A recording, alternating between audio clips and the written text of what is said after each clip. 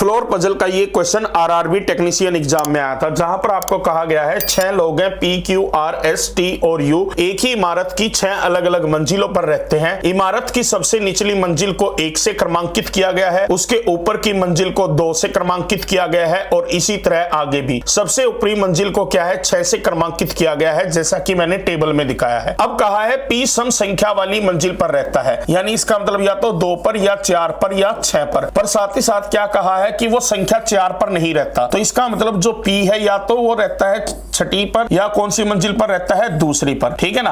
अब उसके बाद फिर अगला पॉइंट क्या है, S और P के बीच केवल 2 लोग रहते हैं, यानी P आपका यहां पर है तो S यहां पर होगा इस केस में, और P यहां है तो S आपका यहां पर होगा इस केस में। फिर कहा R T के ठीक नीचे रहता है, T के एकदम नीचे कौन रहता है, R रहता है। फिर कहा U सम संख्या वाली मंजिल पर रहता है। अब U जो है ना सम संख्या वाली मंजिल पर या तो 2 पर होगा या 4 पर या 6 पर। अब पहले केस में देखिएगा वो 6 पर तो नहीं हो सकता, U यानी कहां हो सकता है, या तो 4 पर हो सकता है या किस पर हो सकता है, 2 पर, यानी इसके भी क्या है 2 पॉसिबल केस बने। इसी प्रकार यहां पर देखना इस केस के अंदर जो आपका U है वो 2 पर तो नहीं हो सकता, या पर तो 4 पर होगा या कहां पर होगा 6 पर, तो U या तो 4 पर होगा या 6 पर, तो इसके भी 2 पॉसिबल केस बने। अब अगला पॉइंट एक और था हमारा कि T जो है ना वो R से एकदम ऊपर, यानी R जो है ना T के एकदम ठीक नीचे है, तो यानी आपका T यहां होगा तो R यहां होगा पहले केस में, तो बचा कौन Q, ठीक है ना। T और R एक साथ यहां पर आ सकते हैं तो Q आपका यहां आ गया, ठीक है ना।